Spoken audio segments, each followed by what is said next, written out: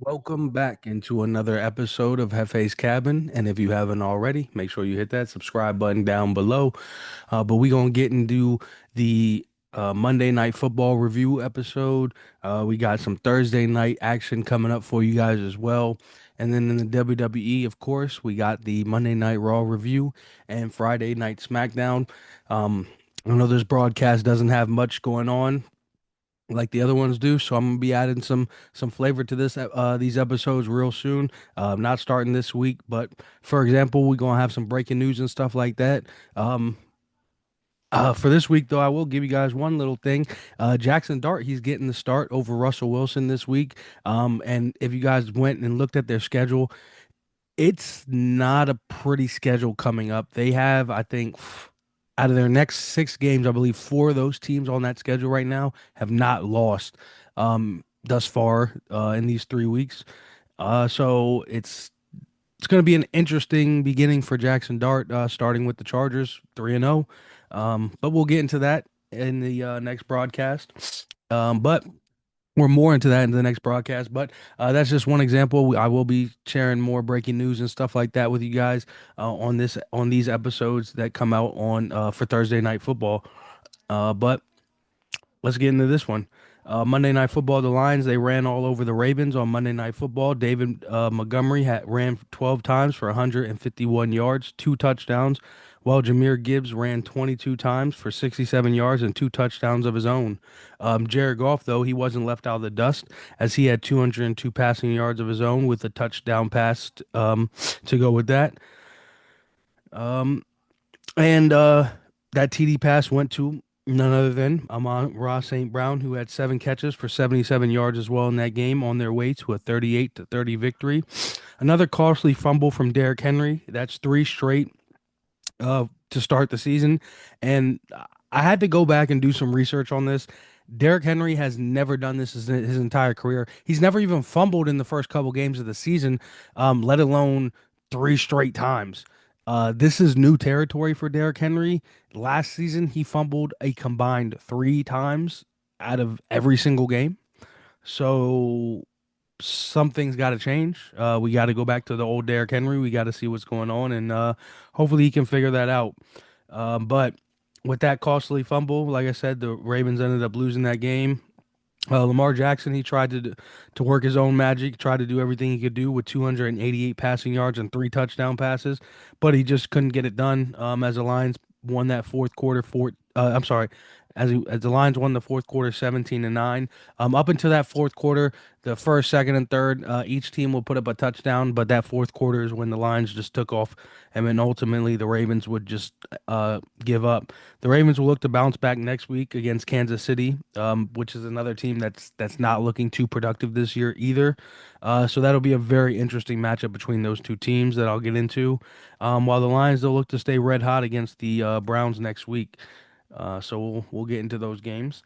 And then in Thursday Night Football this week, we have the 2-1 Seahawks versus the 2-1 Cardinals. Seattle is favored 1.5 with an over and under of 43.5.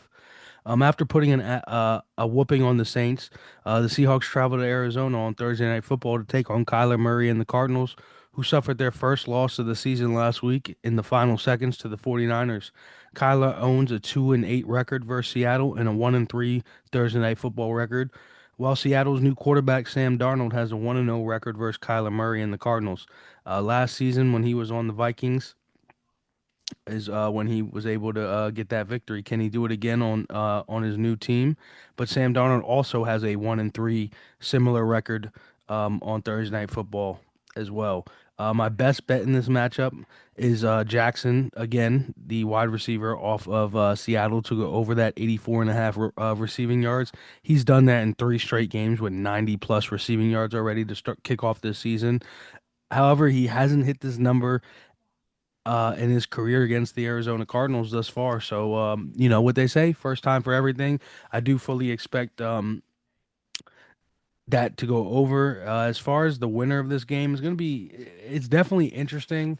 I do believe the Cardinals can win this game, being as they are at home.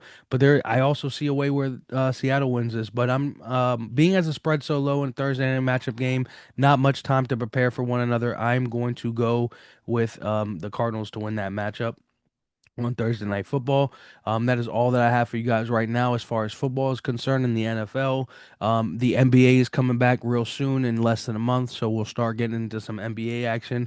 But as for right now, we will be getting over to the WWE portion of this broadcast.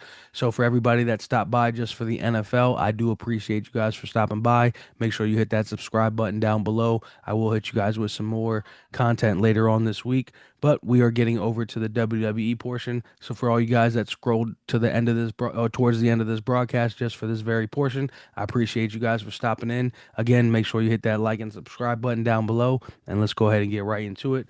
Monday Night Raw kicked off with Cody Rhodes and Seth Rollins back and forth promos, and they are set to face each other at Crown Jewel for that Saudi championship that Triple H has made up last year.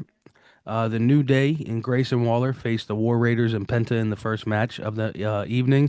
This was a great match. Last week, Penta was attacked in the backstage area by Grayson Waller and the New Day. That led to this matchup as the War Raiders came to check on him. Penta and the War Raiders ended up winning this matchup, of course. After this, we had Adam Pearce introduce Stephanie Valkyrie in the ring. She cuts a lovely promo. She is now our new women's champion, and she will be facing the winner of Tiffany Stratton and Jade Cargill and Nia Jax at the Saudi pay-per-view. So can't wait to see who she's going to be competing against, and just can't wait to see her in the ring in general. Up next, we had Bayley and Roxanne Perez. Bayley earlier in the night, she had a backstage segment with Lyra. Everything seemed to be pretty cool between them. But then after the matchup, after Bayley wins this matchup, Lyra tried to get in the ring to celebrate with Bayley, but she pushed her down and went crazy. So this side of Bayley is very alarming. Not sure what to make of this. Not sure what's gonna happen next. But Bayley's definitely got us on our toes. After this, we had JD McDonough versus Rusev. Rusev would, of course, win this match and then try and attack JD again after the match. Dom would just be sitting there while Finn would come in and attack Rusev. And then Finn and Dom would, of course, argue going up the entrance ramp. After that, we had LA Knight versus Jey Uso. Great matchup between these two guys that Jey Uso ends up picking the victory up in. And then we get a video package from El Grande Americano. There are now three El Grande Americanos, and I believe they will be in action next week on Monday Night Raw. Then we get into the main event of Monday Night Raw, which is Asuka versus Rhea Ripley. The winner of this great matchup was Rhea Ripley. After the matchup, however, Asuka would attack Rhea and hit the miss on her, and then have Kairi Sane attack her as well. This would lead to Io Sky coming down to the ring, try to make a save. But Asuka, she finally turned on Io Sky, and her and Kairi Sane beat up Io Sky in the ring as well. So I'm sure we will be getting a tag team matchup between all of these women, which will be a 5 out of 5 exceptional matchup, and I for one cannot wait to see that.